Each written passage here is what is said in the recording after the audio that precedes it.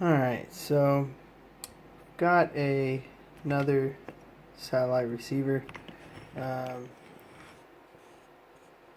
see, this one is the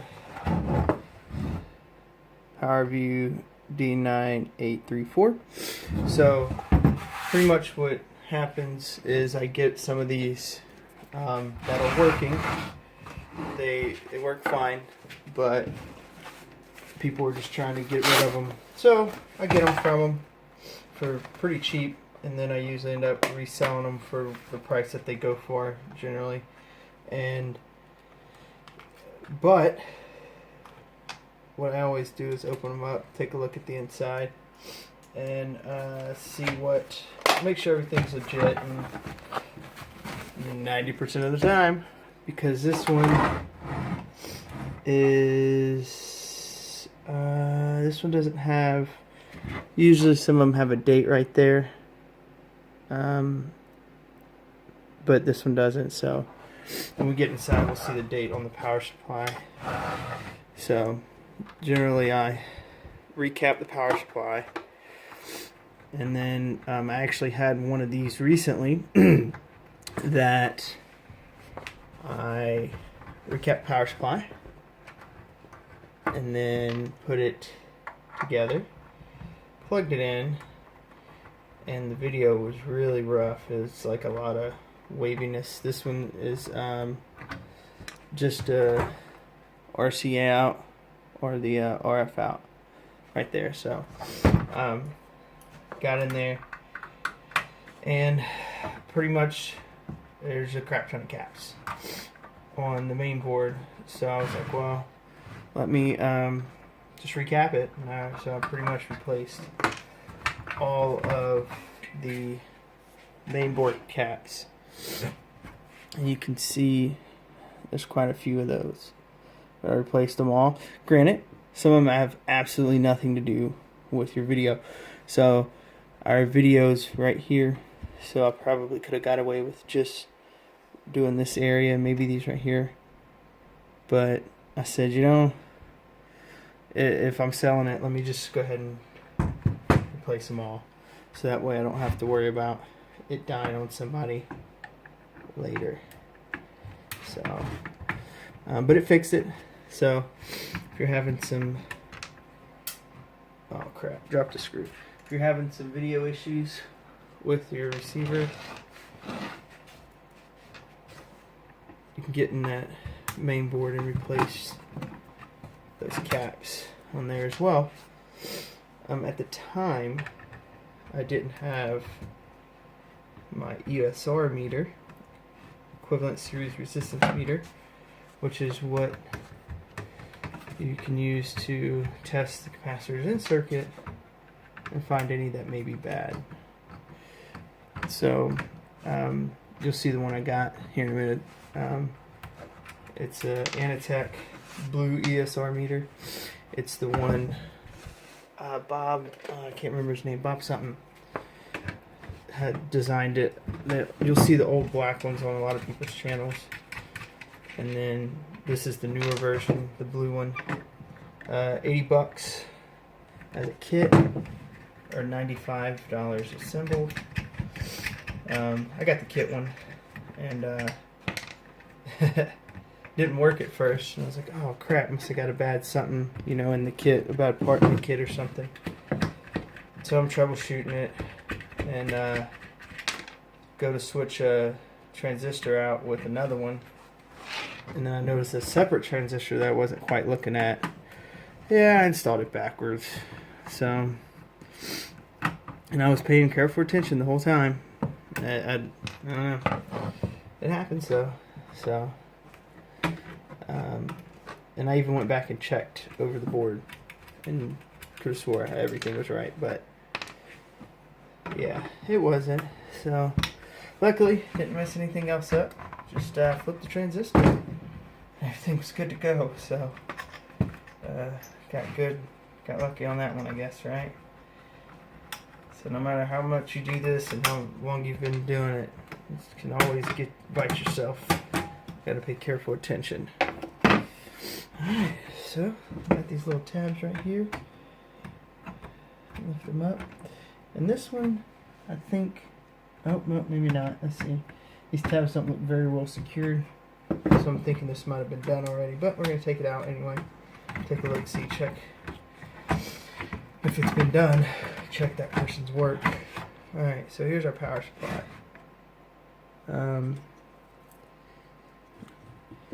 Not too bad. Nice little power supply.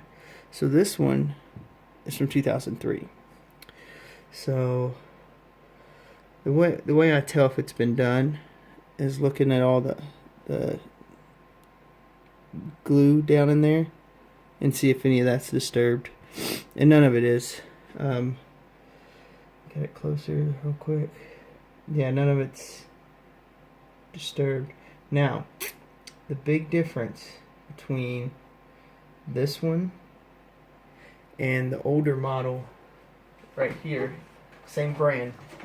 So the difference between that one and this one, the D9234, is that they use better caps in this one. This one's actually got Rubicon in it, Rubicon caps. So obviously you're going to have better life with these caps. So it's alright. So what I'm going to do, I'm going to get the ESR meter here. So this is it. Turn it on. And this is the Blue ESR tester. Like, that's it. There's no fancy name or number or anything. So I'm gonna short the leads out. Zeroize. Alright. Yeah, I know. So trying to find a good place to set it. Boom. Alright. So I'm going to go through these real quick. Chances are they're probably going to be good. Because obviously it's turning on, but they could be getting close. So that one we've got 0.16. And that's a 100 mic, 25 volt. So we can go 25 volt. And we should be up in this range. So it's still way good. That one. I need to see if I can rig up a stand or something for this thing. That's the only thing, it's just real flat, you can't really stand it up, but you know. So yeah, so what's good is you don't even have to take the caps out of the circuit. You just test them in circuit. 0.18. So now, like, I've used it a couple times now. So that's 100 mic, 25 volts. So we know that one's good. You almost look at the if I know about what cap I'm looking at, I can look and see. So that's like 0.05. So everything, you can see the scale. Everything should be is at least 0.1. So if it's below that, it's good. So you speed the process up a little bit if you once you get used to using it.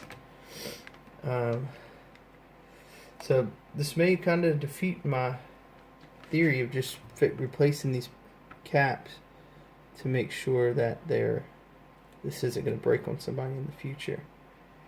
Okay.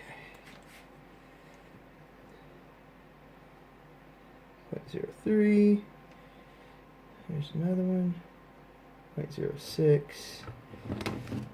Oh, god dang. I'm falling. Sorry. So this video, since both of these are working, is kind of just for purposes of looking at the ESR meter. Yeah. Just to kind of, in case you're... Alright, so 0.2, 0.19, 0.2. So this one is...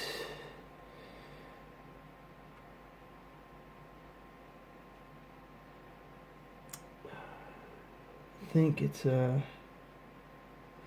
Sorry, I can't. There you go. 47 mic, 100 volt. 47 mic, 100 volt. So it can be way up there. Yeah, it could be way up there. So this one's way good.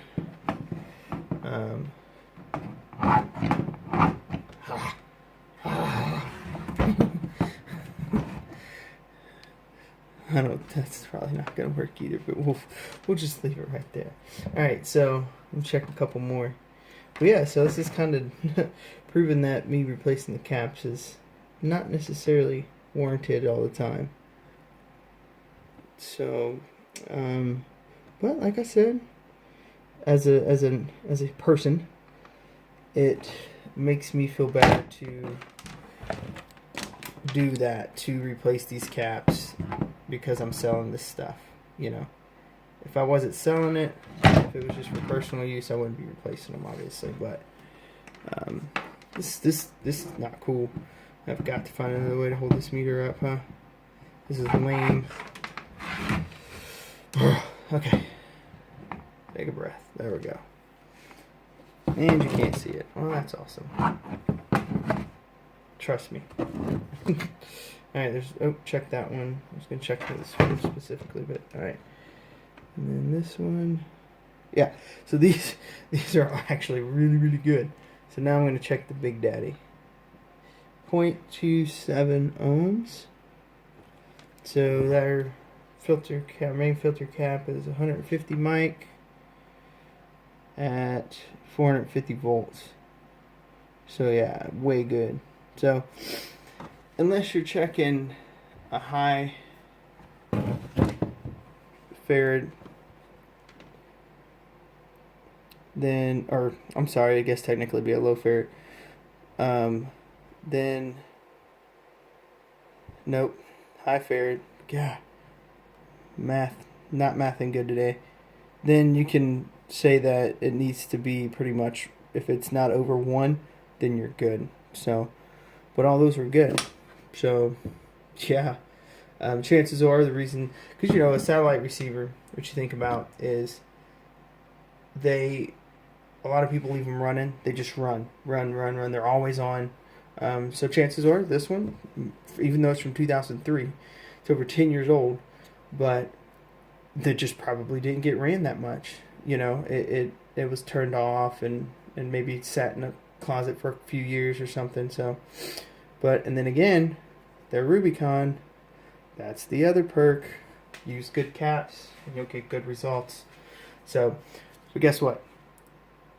I'm still going to recap it.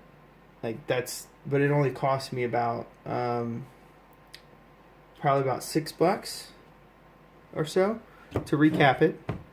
So I'll spend $6 to recap it. For this one, I spent $15. I bought it for $15. So say that puts us at 21, say 22 to give us an even number. So $22, and then I'm gonna sell it for $60. So I'm still getting $30 profit, or wow, $38 profit. Told you I couldn't math today. So in the end, I'm still winning on that $38, and I can ensure that they're gonna have a good power supply and it's not gonna go bad.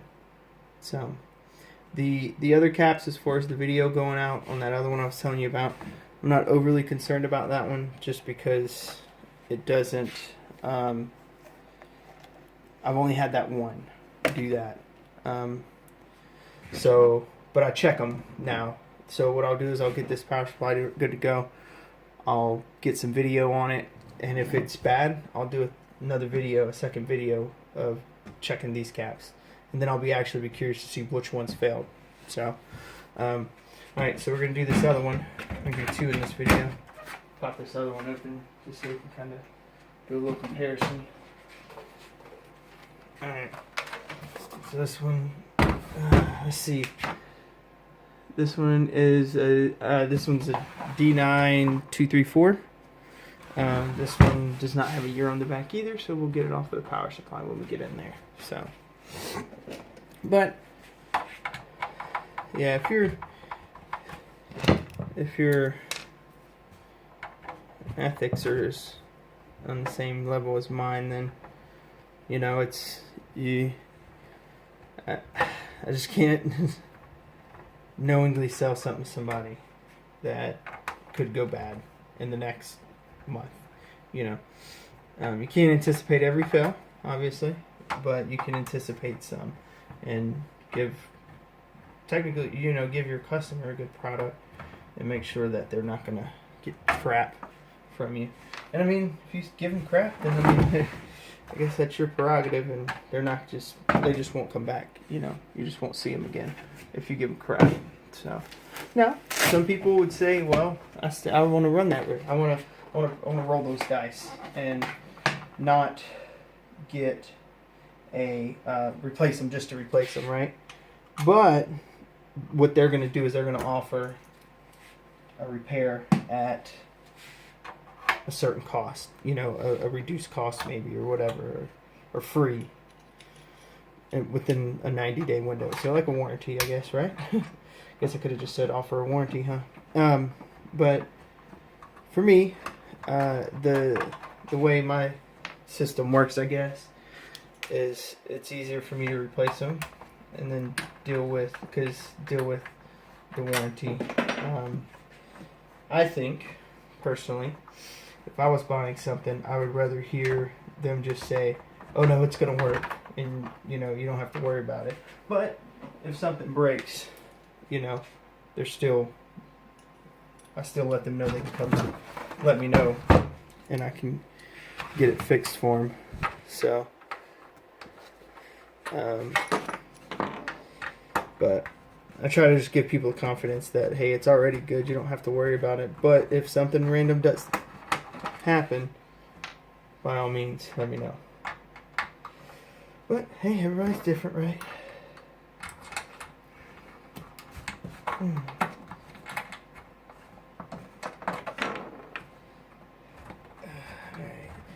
Last screw. Sorry, you can't see the screws. In case you don't know, I just use my cell phone for this. I'm not to that point yet, I guess, where I'm gonna spend money on a nice, fancy, crazy kid camera to do videos with yet. I'm not doing enough videos. Not doing that many, so still not cost effective for me to spend money on a camera. So this one, see, I'm so bad, like I can't even, I'm like trying to look at the caps and I ain't even got it out yet. Be patient. Be patient, Otto. Alright, so cut a zip tie here.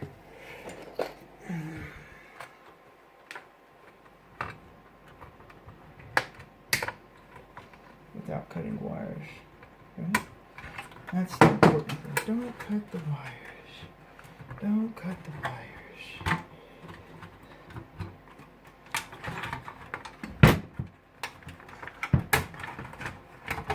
Alright, got it out. Boom. Ugh. God, these are nasty. Age. Alright, so I had spoken with, let's see, year.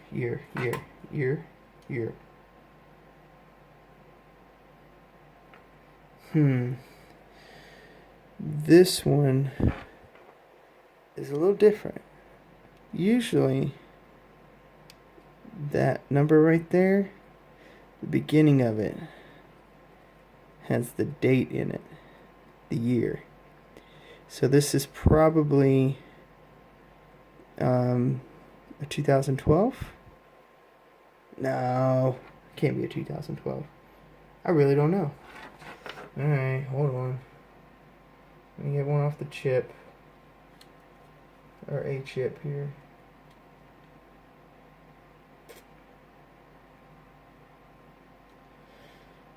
Wow. I can't find a date for nothing. Like, none of the chips have a good date code number on them. Huh. Well. Yeah, so I'm looking and can't find a date code for nothing.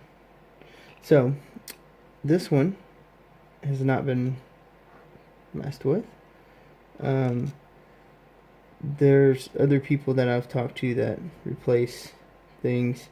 They always replace one capacitor, one here, C9, and that one has not been touched. So let's check a few with the ESR meter again and see what's up. See how they look.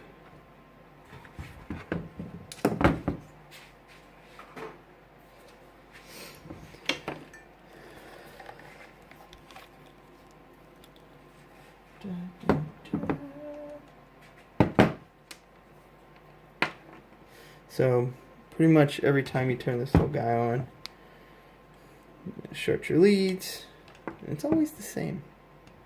0. Guess I know what the leads are. I guess if you just had to jump into it, you could do it. Does that work? Can you see that? Yeah, you can see that. Found a sprat. Found a sprat. Alright, so let's take a look here. I've got 2 here, there, and there. 0.05, 0.05. Trying to see which one. I'm trying to remember which one's usually popped on this, and I can't remember which one it usually is. That's 0.18. Let's see, what is that one? Nope, that's 470, so that one's good. 2 big ones are good. That one right there is usually C25. There she is.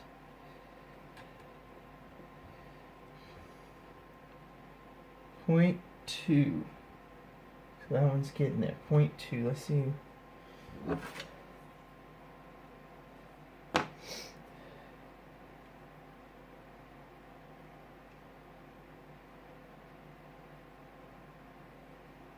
can't see the rating. Give me just a sec. Sorry.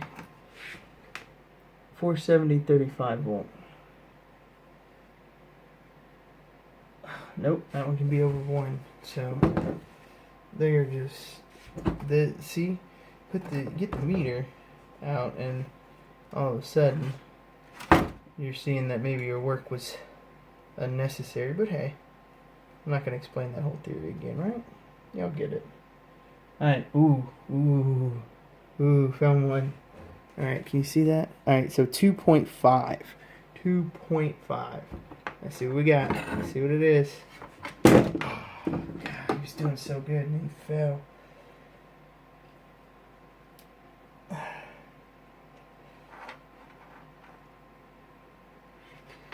So I have a list of these.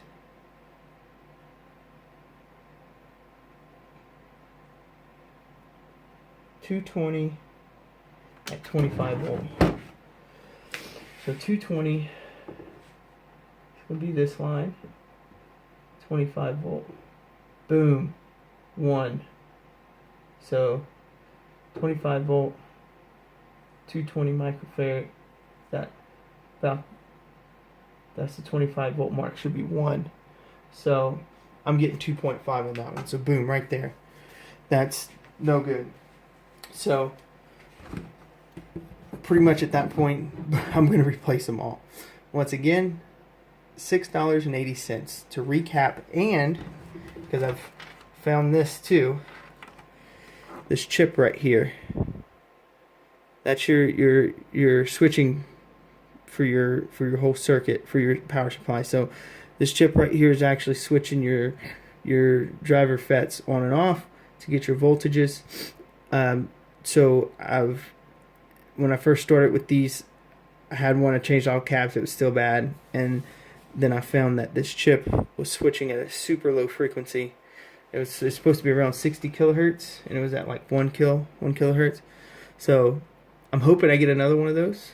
so I can put the oscilloscope on it and actually see it and compare a good one and a bad one. But yeah, so this the one I was just checking is this one right here. That one right there, that little one. That one was almost 1.5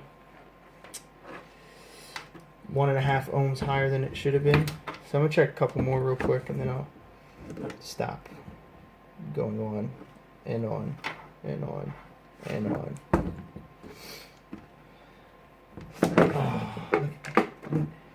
So what's good about this meter though is if I can put longer leads and wires and everything else on it, I just went with what was in the kit. So, oh, look at that. These must be under a lot of stress. 2.3. So, on the back side of the board, this is the first one I checked. Those 2 terminals. And then the second one I just checked was right there. And they're both 220 at 25 volts. So, that one and that one. One's right up against the heatsink. Oh, imagine that. Right up against the heatsink. Getting all that heat from the heatsink.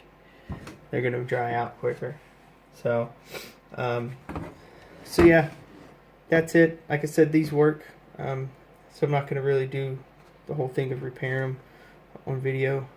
But there, I already got a video of doing one of these right here. So if you look in the thing, it'll be under D9234 power supply repair or something along those lines. I've only got like 2 or 3 videos, so it's not gonna be hard to find. But anyway, yeah, like I said, the main reason was just got this little ESR meter, dude, and something else that I'm hoping to be able to use soon is my other new toy right there. So yeah, it's a beast. It's awesome. Been saving up to get that DS1074Z Plus. It was about $850, $900 US. So yeah, pretty excited about it. But alright, well, I hope doing the ESR meter and stuff was good for you. Alright, catch y'all later.